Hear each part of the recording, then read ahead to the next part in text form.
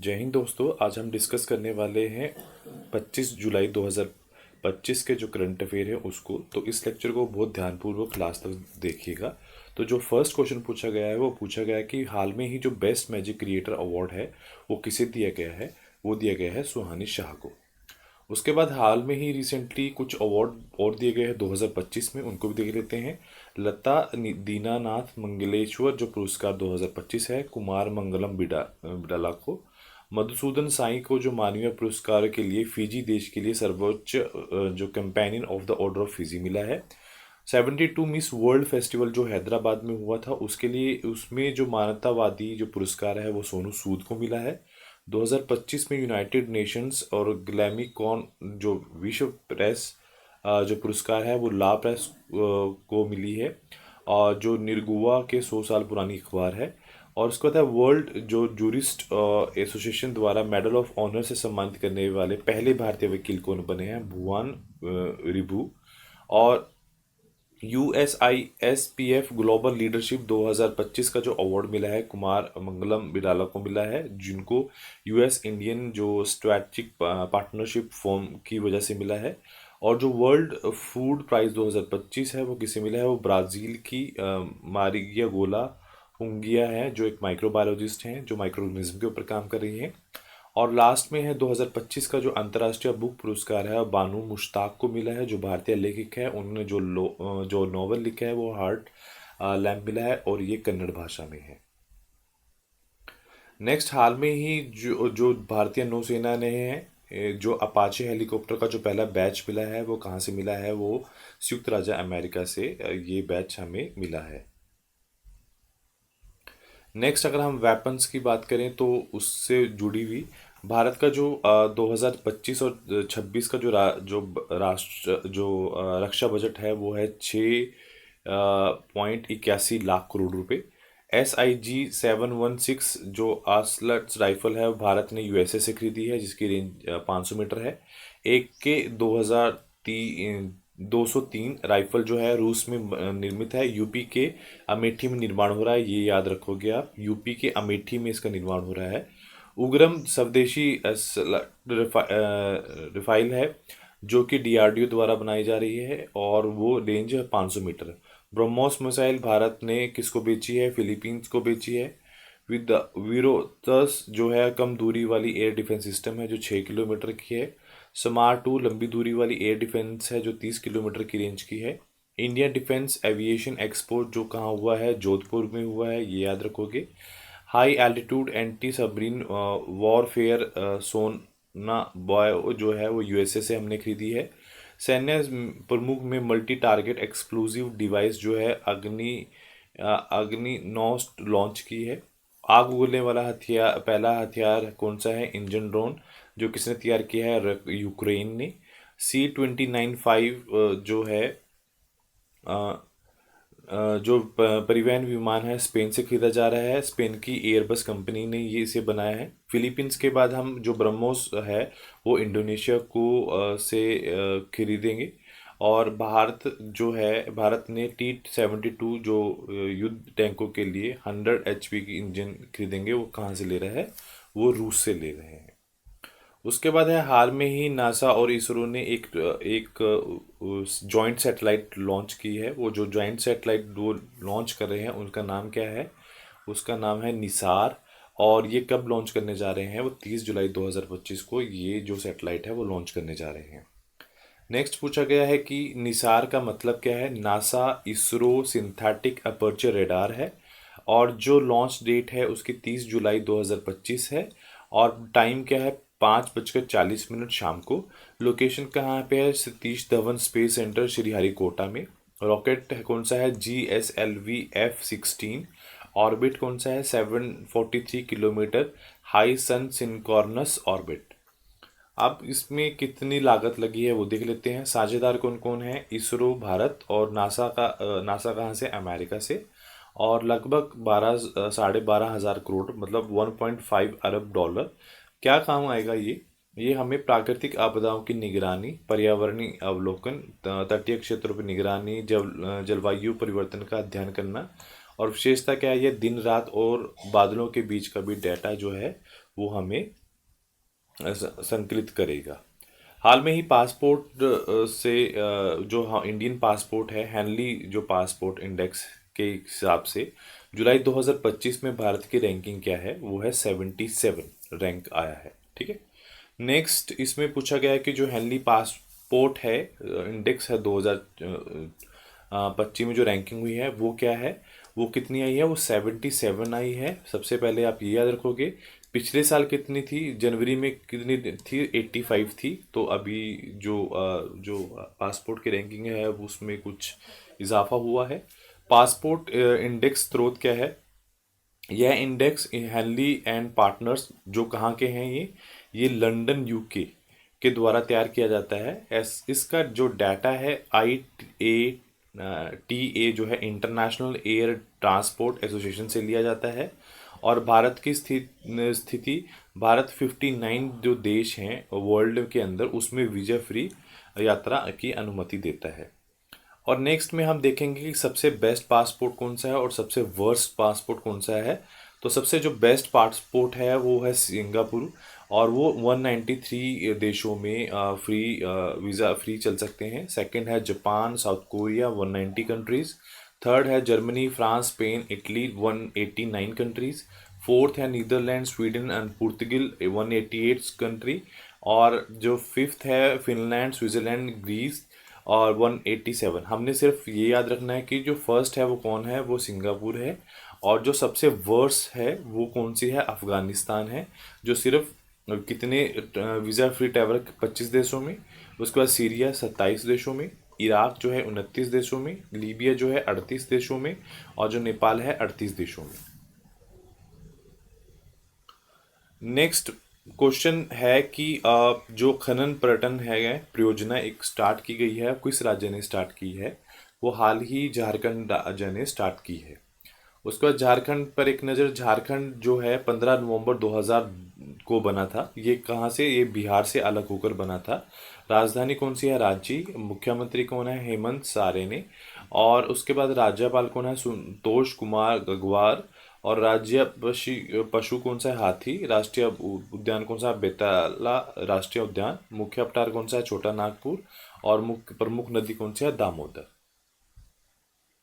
उसके साथ साथ भारत में प्रथम जो 2025 में अभी प्रथम आए हैं उनको भी डिस्कस कर लेते हैं। पहला है भारत का पहला जो कस्टम कंप्यूटिंग गांव है अमरावती बना है। भारत का पहला फ्लाइंग घाट कौन सा है, अयोध्या। त्वरित डिजिटल इनोवेटिव अपनाने वाला पहला राज्य कौन सा है, मध्य प्रदेश। ट्रेन का पहला भारत में जो एटीएम लगने वाला बैंक कौन सा है, और बैंक ऑफ महाराष्ट्र। और वो किस ट्रेन के अंदर लगा है, पंचवटी एक्सप्रेस के अंदर। गांव स्तर पर पुरातात्विक सर्वेक्षण कार्य करने वाला पहला राज्य कौन सा बना है, कर्नाटका। समान नागरिक संहिता लागू करने वाला पहला राज्य उत्तराखंड। भारत का पहला पूर्ण जो साक्षर राज्य है मिजोरम। भारत में ट्रेन में एटीएम स्थापित करने वाला वही bank of Maharashtra and Panchvati express. भारतीय जो सेना ने FPV कामकेज ड्रोन को सफलतापूर्वक परीक्षण कहाँ किया था, पठानकोट पंजाब में।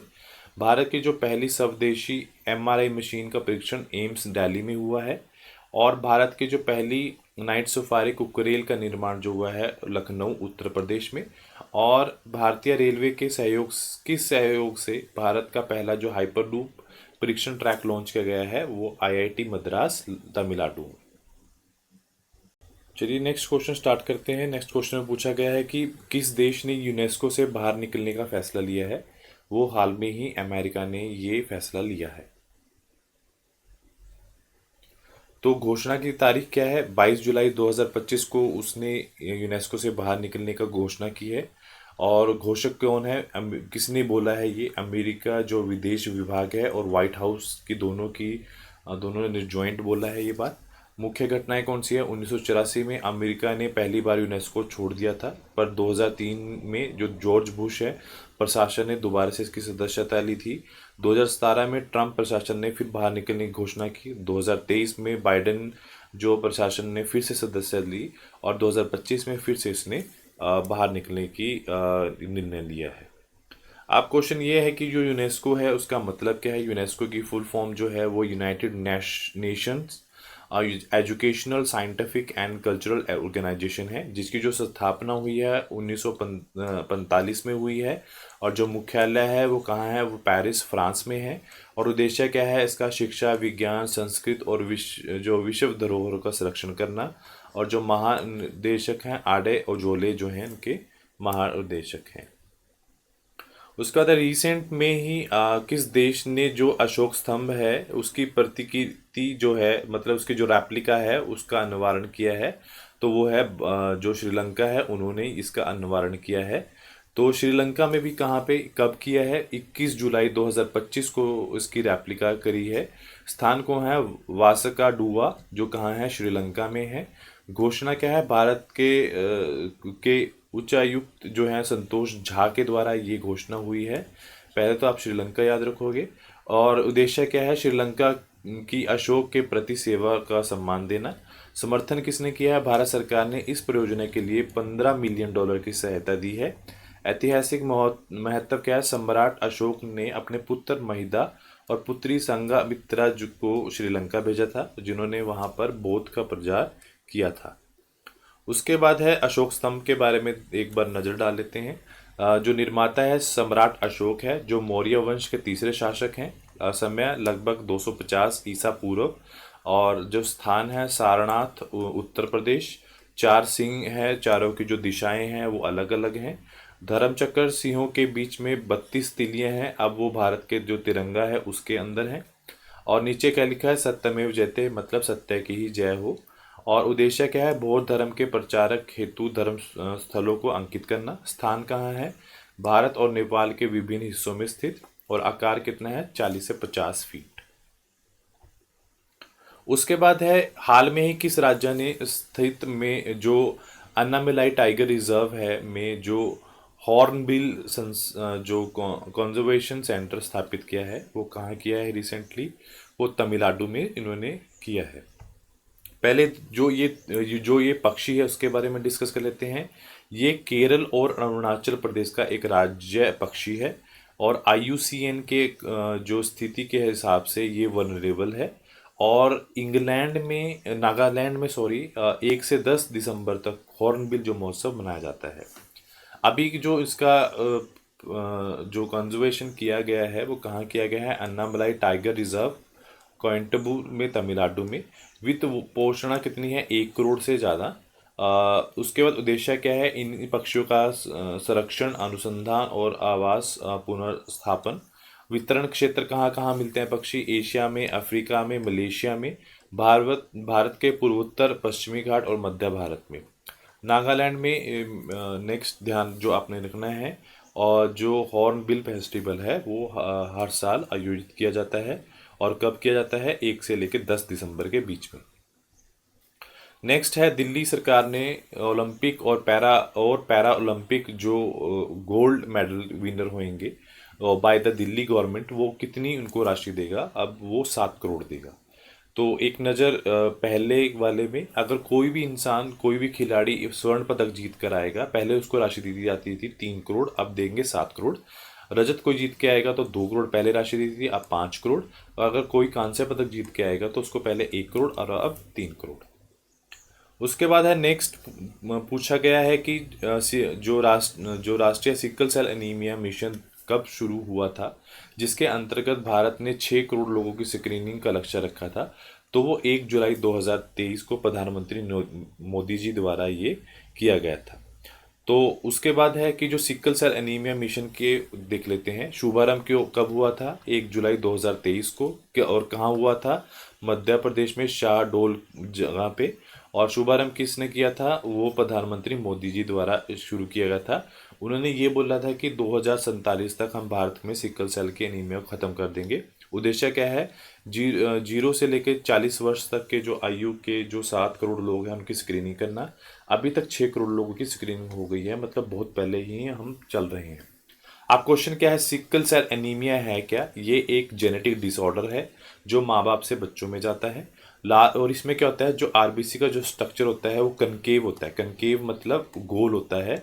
और ये क्या करता है, ये हमारी ऑक्सीजन को 4 मॉलिक्यूल्स ऑफ ऑक्सीजन, याद रखना इस बात को, 4 मॉलिक्यूल ऑफ ऑक्सीजन को एक आरबीसी 4 मॉलिक्यूल ऑफ ऑक्सीजन को लेकर जाती है।